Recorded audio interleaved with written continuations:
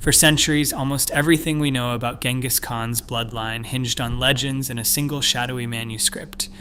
While the actual man vanished without a trace, no confirmed tomb, no remains, just rumor and myth. Then, in 2003, a genetic study uncovered a vast web of men across Asia sharing a Y-chromosome so distinctive it pointed to a seismic event in human history. But does this DNA truly rewrite what we thought we knew, or does it expose how little we understand about the empire he left behind? To unravel what science can and cannot reveal about power, identity, and legacy, we have to start where the evidence runs cold. Centuries of inquiry into Genghis Khan's life rest on a foundation of written records that are as elusive as the man himself. The earliest and most detailed source, The Secret History of the Mongols, blends fragments of fact with sweeping legend. Composed in the mid-13th century, this manuscript offers glimpses into Temujin's rise from outcast to conqueror, but its narrative is tangled with mythic motifs, ancestral wolves, divine omens, and supernatural feats. The text was preserved in secrecy, translated and recopied through generations, leaving historians to sift truth from embellishment. Other chronicles, such as Persian and Chinese histories, add layers to the story, yet often repeat rumors or present events decades after they occurred. These documents rarely agree on basic details: the year of Genghis Khan's birth, the circumstances of his early struggles, even the names and fates of his closest relatives. No independent, contemporary account survives to confirm the tales passed down in the secret history. Instead, each record reflects the perspective and the agenda of its author, whether Mongol, Persian, or Chinese. With so few verifiable sources, scholars face a landscape shaped more by legend than by fact. The absence of direct evidence has allowed Genghis Khan's story to grow in the telling, shaped by centuries of oral tradition and political need. Even the physical traces of his life, his birthplace, his burial site, his remains, have evaded discovery. The written record, for all its drama and detail, cannot answer the most basic questions about his origins or the fate of his descendants. This void in the historical record has driven researchers to seek new forms of evidence, turning to archaeology and, more recently, to the language of DNA. The search for clarity begins not with certainty, but with the recognition of just how much is unknown. For generations, the question of Genghis Khan's final resting place has haunted explorers and scholars alike. Legends speak of a tomb hidden deep within Mongolia's wilderness, protected by secrecy and fear. According to tradition, when Genghis Khan died in 1227, his body was carried to a secret location, perhaps beneath the sacred slopes of Burkhan Khaldun, or somewhere in the vast forested expanse of the Khenti Mountains. The men who buried him, it is said, were killed to preserve the secret. Horses trampled the ground to erase all trace. Streams were diverted. The burial site became a forbidden zone known as Ik-Korig, the Great Taboo, where entry was punishable by death. Modern expeditions have scoured the Valley of the Khans, using everything from satellite imagery to ground-penetrating radar. Japanese Mongolian teams in the 1990s and the early 2000s mapped ancient structures, unearthed artifacts, and cataloged burial mounds. Yet every promising lead ended in disappointment. No human remains, no royal tomb, nothing that could be linked beyond doubt to Genghis Khan or his immediate family. The Mongolian government has enforced strict bans on excavation within sacred areas, citing both cultural reverence and national pride. Local herders and shamans, too, guard the land, refusing to disturb what they believe must remain untouched. The only physical evidence to surface, horse gear, pottery shards, fragments of silk, tells of elite burials and 13th century rituals, but never of the man himself. Even the most advanced scientific tools have failed to pierce the silence that surrounds the tomb. Without a body, without even a single bone, the trail runs cold. This absence is more than a missing chapter in a history book. It is a barrier that no archaeologist or geneticist has yet overcome. Without verified remains, there is no way to extract DNA, no possibility of matching genetic signatures to the conqueror at the heart of the story. The lost tomb stands as both a symbol of Genghis Khan's enduring mystery and a roadblock to every attempt at scientific certainty. The search for answers, frustrated by this void, has driven researchers to look elsewhere, to the living descendants, to the patterns written in the genes of millions, and to the statistical echoes of power that ripple across continents and centuries. Inside a Cambridge laboratory in the early 2000s, Dr. Tatiana Jural and her colleagues set out to answer a question that had stumped historians for generations. Could DNA reveal the true legacy of Genghis Khan?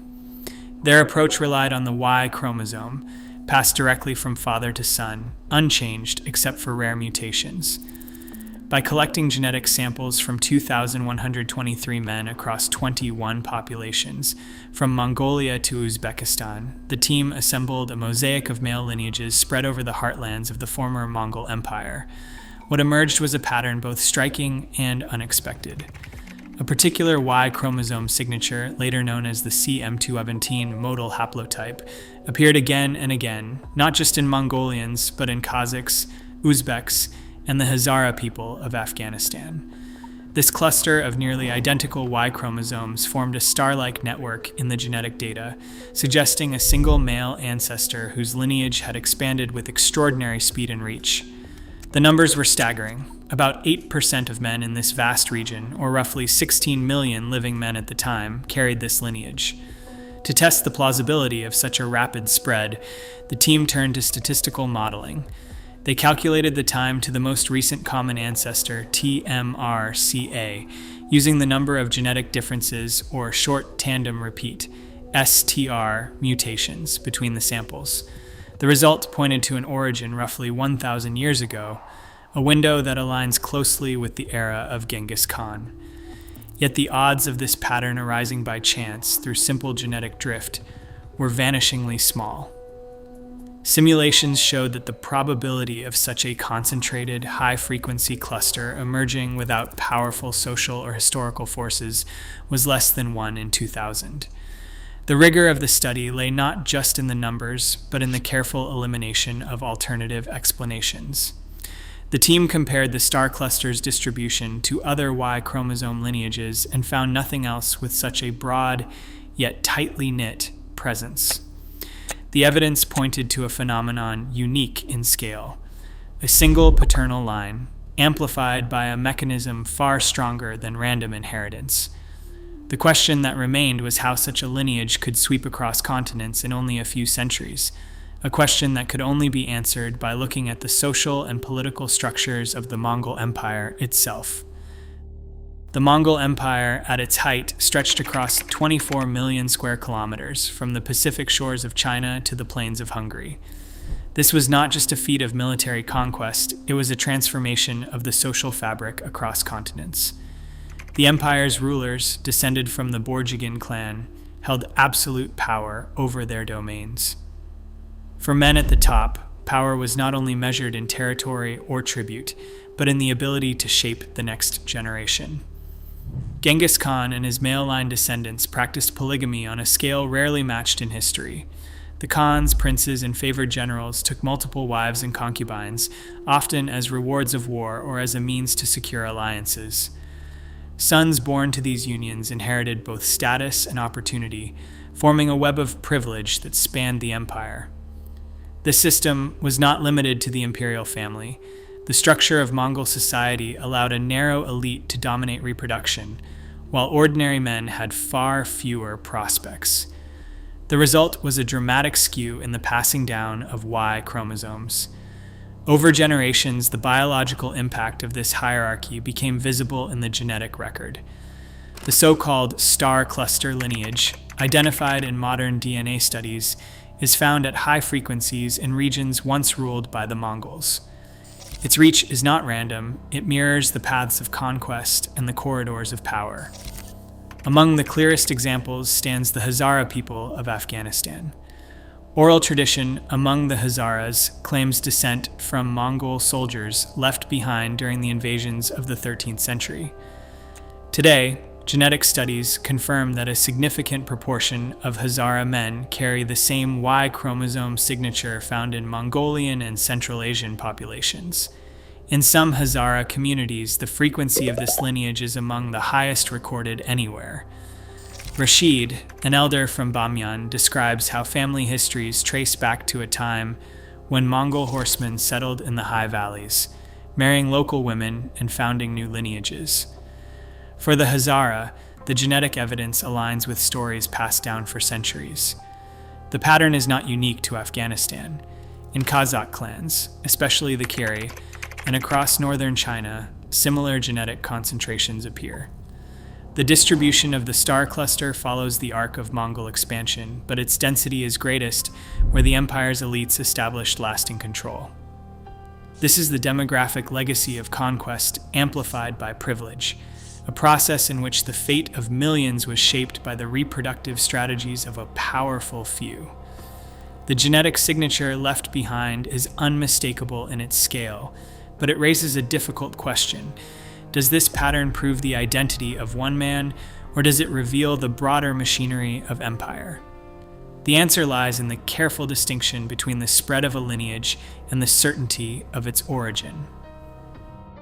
Geneticists have grappled with the same uncertainty that plagues historians. The absence of Genghis Khan's remains means every DNA clue must be weighed against layers of doubt. In 2017, Chiara Bettini and Mark Jobling, two leading scholars in human genetics, questioned the entire foundation of the star cluster hypothesis. Their review pointed to ancient DNA from high-status Mongol graves at Tavantolgoi remains dated to the very era of Genghis Khan. Yet the Y-chromosome extracted from these bones belonged not to the expected C haplogroup, but to R1b M343, a lineage more common in Western Eurasia. This discovery unsettled the idea that the star cluster could be uniquely tied to the Borjigin clan. Other researchers, including a Chinese team in 2017, followed with their own analysis. They argued that the CM217 star cluster likely arose among ordinary Mongol warriors, not the imperial family. The team found no direct genetic evidence linking Genghis Khan himself to this lineage, and concluded that any such connection remains unproven. In 2019, another proposal surfaced. Perhaps the true Genghis Khan haplogroup was not CM217, but a rare subbranch, C2b1A1b1F1T56, found in some modern descendants of his son Kulgin. Even this suggestion is hotly debated, with critics pointing out the lack of ancient DNA from the Khan or his immediate male relatives. Each new study sharpens the limits of what science can deliver. Genetic signatures reveal patterns of power, how a few men left an outsized mark on the gene pool, but they stop short of naming the man at the center. The search for certainty, for a single, unbroken line from Genghis Khan to the present, remains unresolved. Across the vast sweep of Eurasia, the genetic signature identified in the 2003 study appears with a scale that few historical figures could ever hope to match. At the time of that research, roughly 16 million men, about 0.5% of the world's male population, carried this particular Y-chromosome lineage. The numbers are not evenly spread. In Mongolia, nearly a quarter of all men share this marker, a living imprint of centuries-old social hierarchies. Among the Kazakh Kari clan, the frequency climbs even higher, reflecting the clan's own oral traditions of descent from Mongol-era leaders. The Hazara people of Afghanistan, whose history is tightly bound to the Mongol invasions, show some of the highest rates recorded anywhere. In these communities, the legacy of conquest is written not just in stories or monuments, but in the cells of living people. The reach of this lineage does not extend indiscriminately. Its concentration closely follows the boundaries of the Mongol Empire at its height, with hotspots in regions where Mongol elites established deep roots and maintained power over generations. Yet outside these zones, the genetic footprint fades rapidly, underscoring how the spread of a single paternal line depended on the unique social and political conditions forged by empire. What emerges is a demographic phenomenon, the biological echo of a ruling class whose reproductive success outpaced that of any single dynasty before or since. 16 million men, scattered from the steppes of Mongolia to the valleys of Central Asia, carry the statistical trace of a past shaped by conquest, privilege, and the deliberate consolidation of power. This is not just a story of one man, but of entire peoples whose histories are intertwined with the legacy of empire. Genetic evidence does more than trace the shadow of a single conqueror. It reshapes how the past is measured and remembered. For historian Jack Weatherford, the meaning of Genghis Khan's legacy is not found in a tomb or a name, but in the patterns that link biology, culture, and power across centuries.